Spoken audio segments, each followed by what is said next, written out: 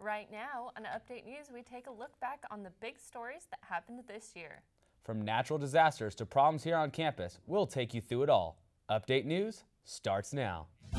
From the School of Journalism and Mass Communications at San Jose State University, your source for what's happening with a fresh perspective on today's issues.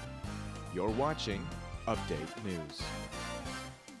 Hello and welcome to this special edition of Update News. I'm Dustin Dorsey. And I'm Kayla Novak. Thanks for joining us. It's been an exciting year here at Update News with several important stories happening on and off campus. Let's take a look back at some of the biggest stories of 2015. San Jose State is helping the victims of the devastating Nepalese earthquake. The 7.8 magnitude quake that happened in May killed more than 5,000 people and injured countless others. Let's take a look now at the footage captured on Mount Everest. No!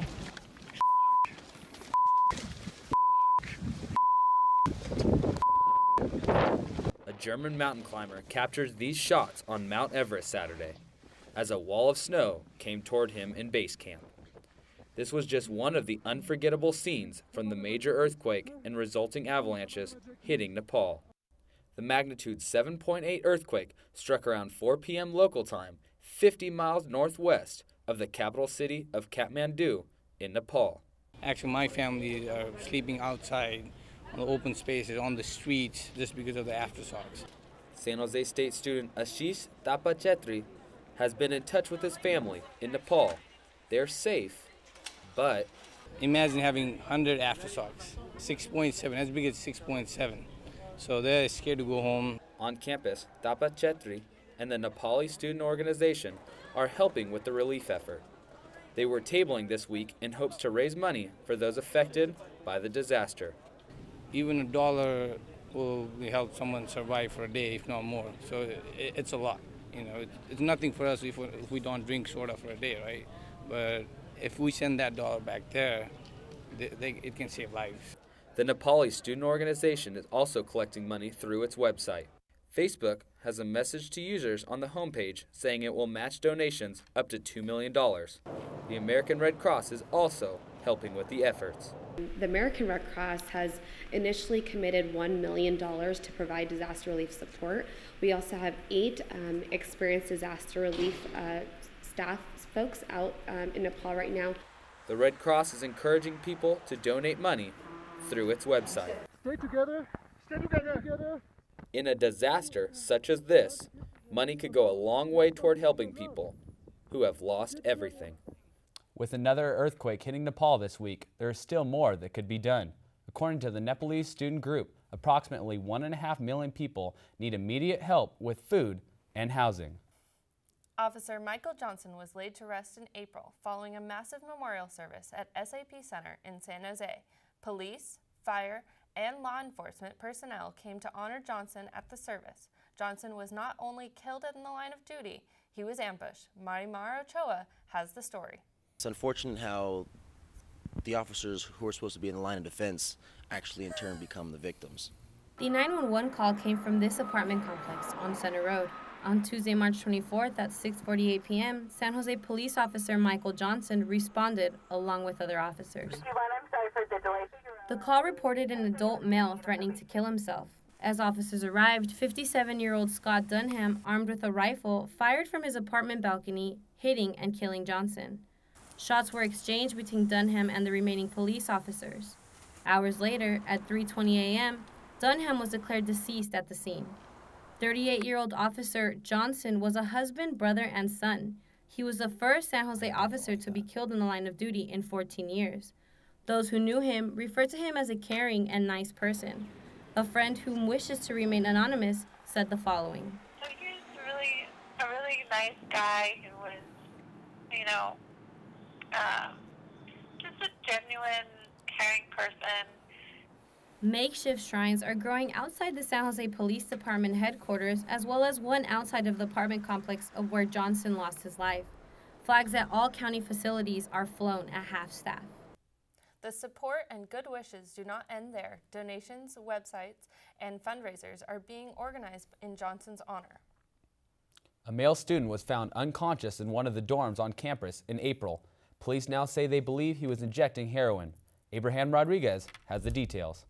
Police were alerted last Thursday when a 19-year-old male was found unconscious in one of the dorms. Housing services representatives thought there had been a suicide attempt, but when police arrived, they learned it had been a heroin overdose. They administered CPR. The student was rushed to a hospital, put in a ventilator, and listed in critical condition, leaving university police officials stunned. Clearly we're going to conduct a further investigation, try to determine where the heroin came from. Like I said, heroin is new for us, so we want to try to find out what is the scale of the problem. It's the first heroin overdose in SJSU that police know of. I've been here for 5 years. During my tenure here, this is the first one that I've heard of. I don't have stats on any previous heroin overdoses. In talking with other police chiefs across the CSUs, SJSU Police Chief DeSantis learned Sacramento State has had the highest incidences of heroin abuse.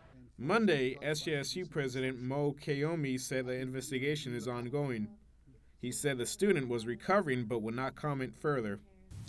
Well, I think let's see what will come out of the investigation to see whether it was a failure of policy, failure of implementation, or something else. Still, some dorm residents told us they're not worried. I mean, people in their early 20s are going to be doing drugs, regardless, in college, not in college, and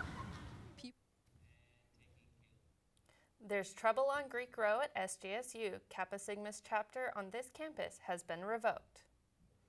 Kappa Sigma fraternity has been a part of the San Jose State Greek community since 1965, but now its ties might be severed.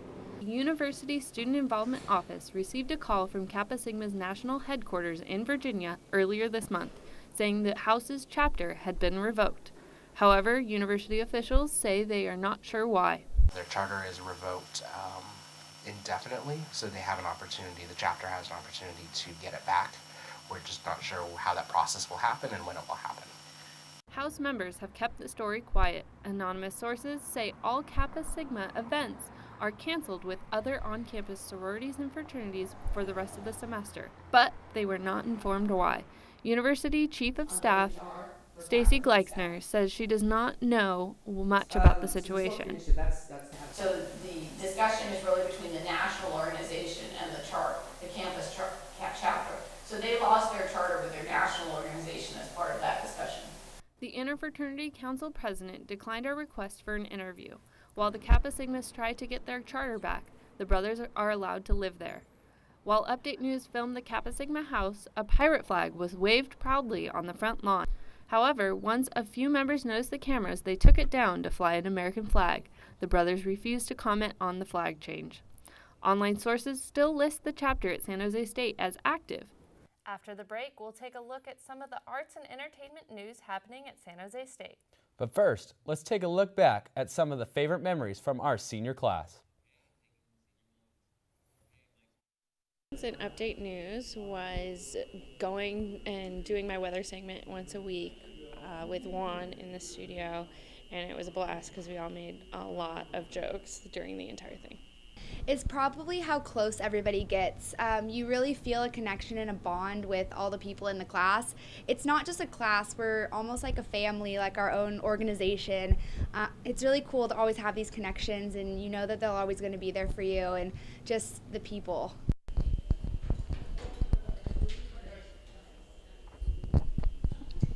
You know, I think by now, probably shooting this elevator scene has been my favorite moment in Update. Either that or some shark story. Favorite moment for Update News was when I finished closed captioning for my segment on Equal Time. Welcome back to Update News. So earlier this semester, Dustin, you wore a turban. Do you remember why? Yeah, it was an awesome event, part of the Diversity Week at San Jose State, and I think that we have some more information on that one. We do. San Jose State's International Week gave students a glimpse at different cultures. The Chic Student Association hosted a special event to highlight an important symbol in their culture. Rebecca LaPena has the story. Members of the Sikh Student Association prepared colorful turbans Wednesday as students patiently waited to have their head wrapped.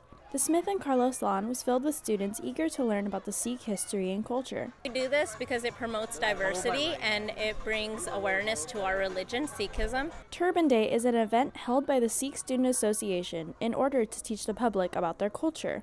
Everyone was welcome to get their own turban tied and learn its significance. And students who wear turbans every day could share their stories. Where we were misidentified as terrorists because terrorists like bin Laden and others, they wear turbans. Even though the reason why they wear turbans have no religious significance at all. Turbans represent equality because everyone is allowed to wear one.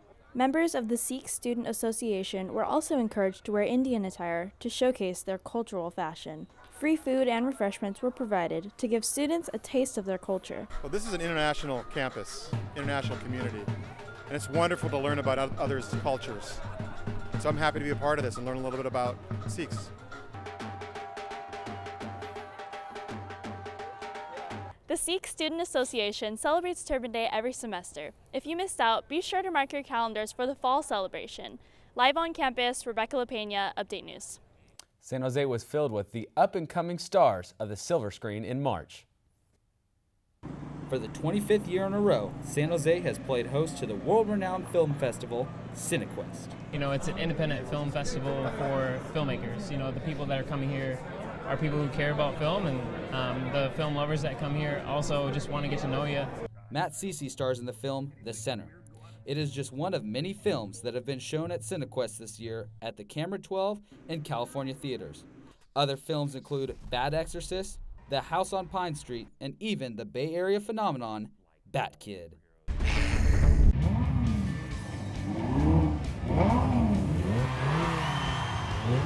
One of the benefits for having this film festival is allowing aspiring film majors the opportunity to watch these movies that often kickstart their careers. So what advice do some of these fresh faces of film have for radio, television, and film majors? Well, a mantra of mine is to let For the Love of It guide you. You know, I think that's the best thing to do is just go out there and do what you want to do and hope for the best. The best happened to a film that showed at CineQuest last year. The movie Ida has just won an Oscar.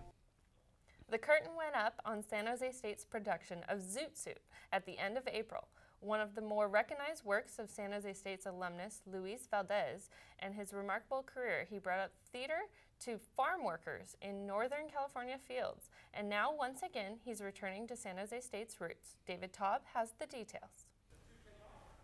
One of the most iconic plays of Chicano theater made its debut Thursday on the San Jose State University stage.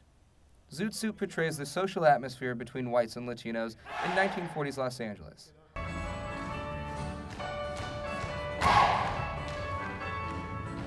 The play follows the Sleepy Lagoon murder trial. Zoot Suit placed the spotlight on the difficulties of being a Chicano. Director Kenan Valdez hopes his adaptation of the original play can make just as big of a social impact today as it did 50 years ago when his father wrote it.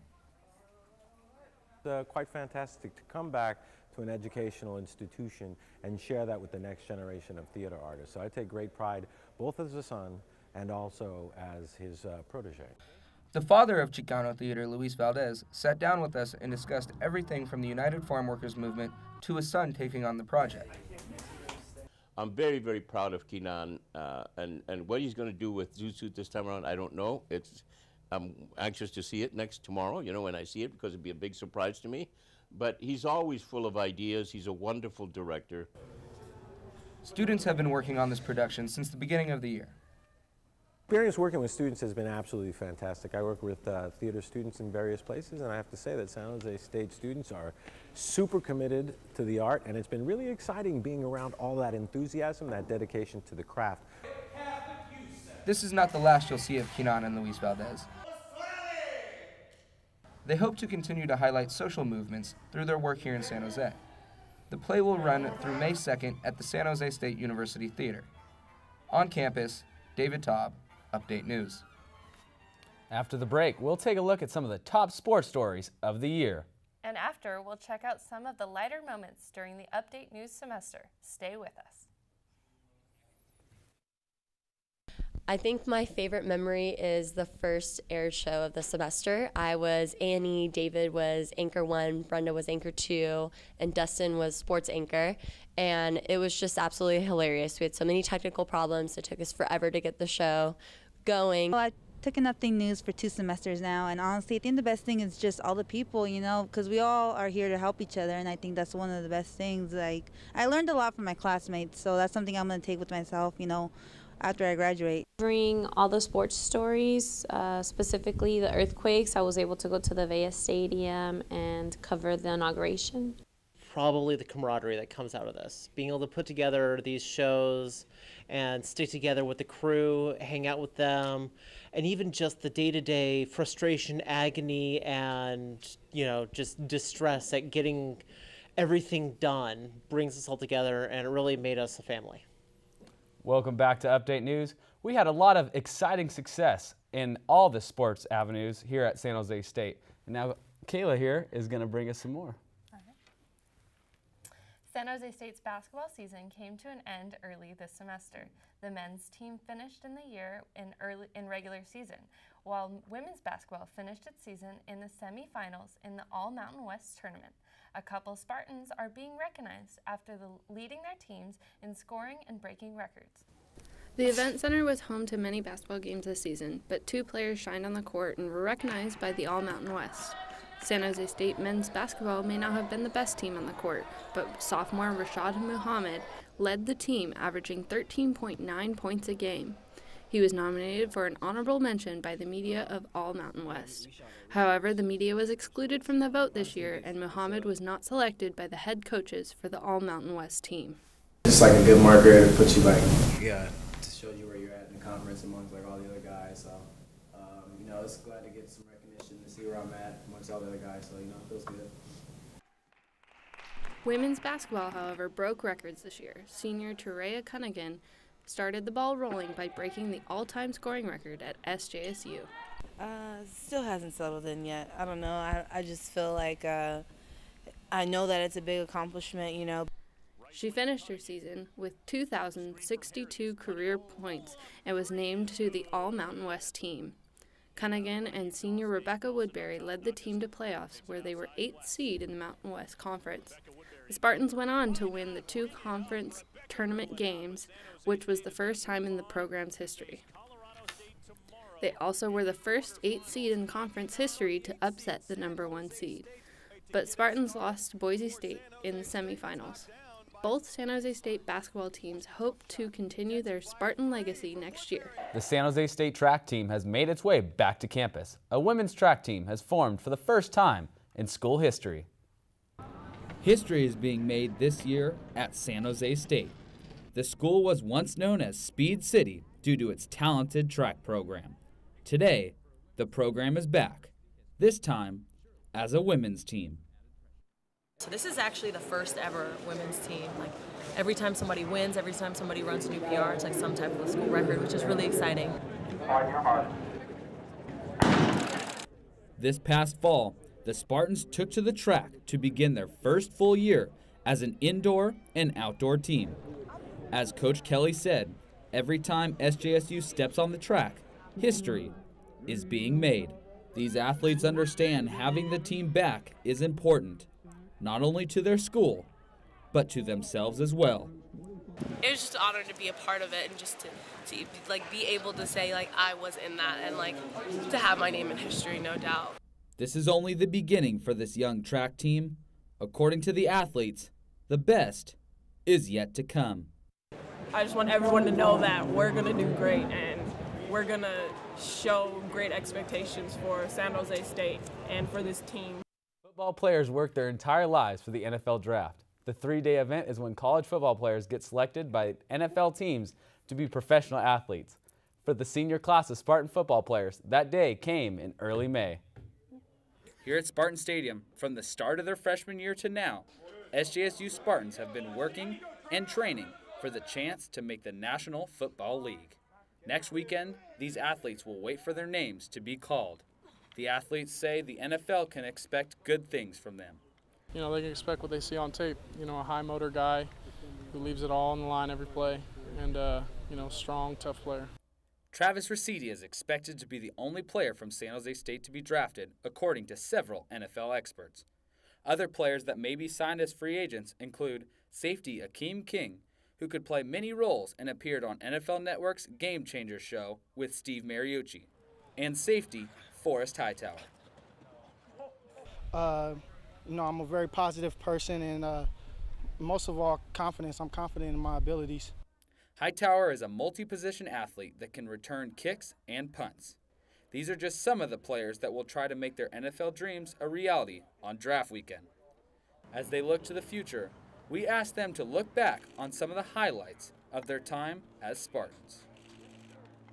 The BYU game my sophomore year when Keith Smith jumped over somebody and forced a fumble, and my buddy Vince Buhager recovered it. The last game of the season against Louisiana Tech, Coach Mack allowed me to kick return in place of Tyler Irving, and that was a highlight of my career. The Spartan players hope to make even more memories, this time at the professional level. Akeem King ended up being the only Spartan picked in the draft to the Falcons. Jabari Carr, David Peterson, and Travis Ricidi were all signed as undrafted free agents. It was quite the year for Spartan athletics. It was, yeah. For all of Spartans, actually, and all of Update News, it was quite the whirlwind in class. Everyone makes a mistake once in a while. Let's take a look at some of the lighter moments over the course of the semester at Update News.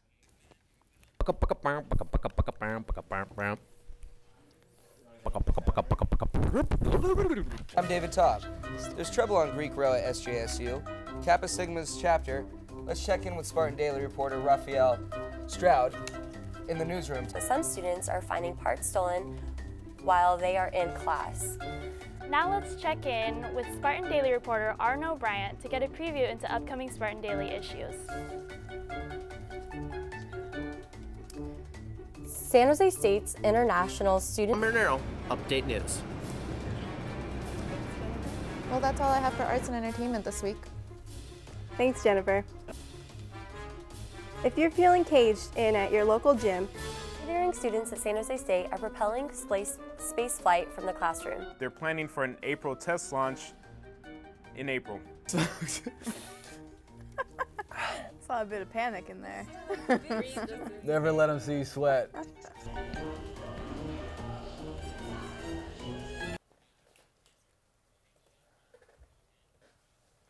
Wow, Shannon, that pillow fight seemed like a good time. Lives of the barbers who work here at Barbers Inc., less than a mile away from campus.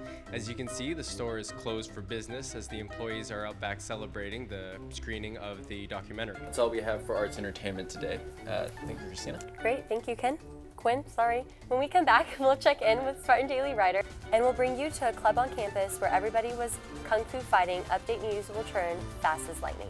And later, the San Jose Sharks may be looking at a change in coaching staff. To see what the paper is working on the week ahead. Over 1,000 college students died. Oh my gosh, squirrel just jumped over you. I think I look okay right here. Yeah, them table. Newly installed water fountains are raising awareness. The head, like you're your legs. I forgot what I was saying. Then you're like, grab the whole thing. In addition to the box office, students can get discounts As of early this morning, hundreds of law enforcement officers. Thank you. I don't know what I'm saying anymore. When walking... All right. But hopefully, as long as entities like the Bill Wilson Center, you. Oh, no, that's wrong. From all of us here, thanks for joining us. I'm Kayla Novak. Dustin Dorsey. Rebecca LaPena. Heather Miller. On campus, Cato Guzman. Abraham Rodriguez. George Tanner. Samantha Rogers. Quinn Dang. Live in the newsroom, David Taub. Marimar Ochoa. John Marinero. Live on campus, Christina Rotar. Brenda Nori. Jennifer Gonzalez. Shannon Cruz. And unfortunately, my helicopter is also here, and I must leave. Thank you very much, and have a nice day. This week's edition of Update News. From all of us here, thanks for joining us for another semester of Update News. See ya.